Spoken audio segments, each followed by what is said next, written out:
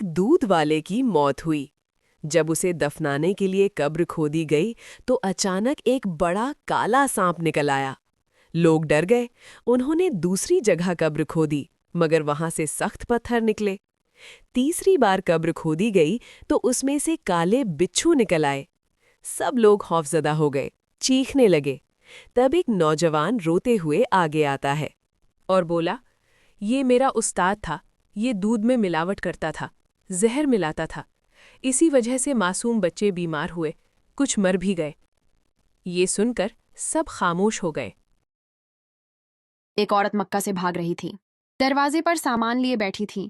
اس نے سنا تھا یہاں ایک جادوگر آیا ہے محمد، جو لوگوں کا دین چھین لیتا ہے۔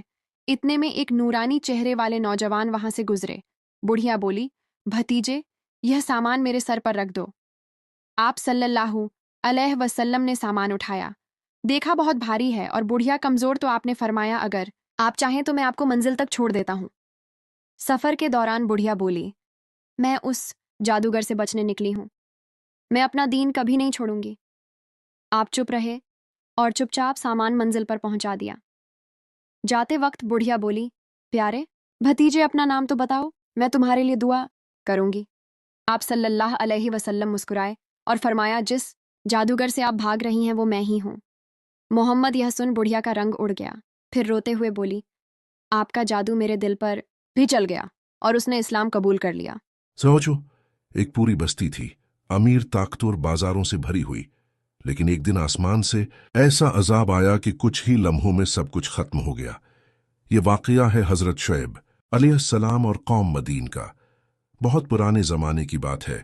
عرب کے ایک علاقے میں ایک قوم رہتی تھی جسے قوم مدین کہا جاتا تھا۔ یہ لوگ تجارت میں بہت مشہور تھے۔ ان کے بازار ہمیشہ بھرے رہتے تھے، قافلے آتے جاتے رہتے تھے، لیکن ان کے اندر ایک بہت بڑی برائی آ چکی تھی۔ وہ لوگ تول اور ناپ میں دھوکہ دیتے تھے۔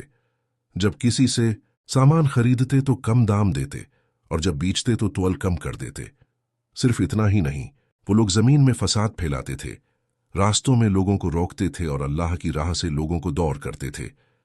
تب اللہ نے ان کی ہدایت کے لیے انہی میں سے ایک نبی بھیجا، حضرت شعیب علیہ السلام۔ شعیب علیہ السلام نے اپنی قوم سے کہا، لوگو، صرف اللہ کی عبادت کرو، ناپ تول ٹھیک کرو اور زمین میں فساد مت پھیلاؤ۔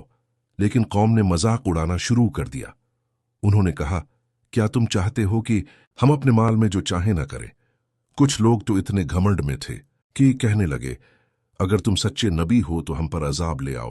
شعیب علیہ السلام نے بار بار کہا، میں تمہارا بھلا چاہتا ہوں، میں نہیں چاہتا کہ تم پر وہی عذاب آئے جو پچھلی قوموں پر آیا۔ لیکن قوم اور زیادہ زد پر اتر آئی۔ انہوں نے دھمکی دی، شعیب، یا تو تم ہمارے دین میں واپس آ جاؤ یا ہم تمہیں اور تمہارے ساتھیوں کو شہر سے نکال دیں گے۔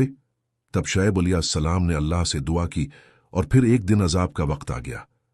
پہلے سخت گرمی نے پوری بستی کو گھیر لیا، ہوا بند ہو گئی، لوگ پسینے میں بھیگ گئے، سانس لینا مشکل ہو گیا۔ پھر آسمان پر ایک بادل نظر آیا۔ لوگوں نے سوچا شاید یہ بادل ہمیں ٹھنڈک دے گا، ٹھنڈک آ رہی ہے، بارش ہوگی۔ سب لوگ اس بادل کے نیچے جمع ہو گئے، لیکن انہیں کیا پتا تھا کہ وہ عذاب کا بادل تھا۔ اچانک آسمان سے آگ اور بجلی گرنے لگی، زمین زوردار زلزلے سے ہل اٹھی۔ ایک خوفناک چیخ جیسی آواز نے پوری بستی کو ہلا دیا اور کچھ ہی لمحوں میں پوری قوم مدین ختم ہو گئی۔ سب لوگ اپنے گھروں میں ایسے گر گئے جیسے کبھی وہاں رہتے ہی نہ ہوں۔ شعیب علیہ السلام نے جب یہ منظر دیکھا تو انہوں نے کہا، اے لوگو، میں نے تمہیں اپنے رب کا پیغام پہنچا دیا تھا اور تمہاری بھلائی چاہی تھی، پھر میں ان لوگوں پر کیسے افسوس کروں جو ایمان ہی نہیں لائے۔ اور اس طرح ایک طاقتور اور امیر قوم صرف اپنے گھمنڈ اور دھوکے کی وجہ سے ہمیشہ کے لیے تاریخ بن گئی۔ ظلم اور دھوکہ چاہے کتنا ہی عام کیوں نہ ہو، اللہ کے عذاب سے کبھی نہیں بچ سکتا۔ اس واقعے کو شیئر کریں۔ السلام علیکم، جزاک اللہ خیر۔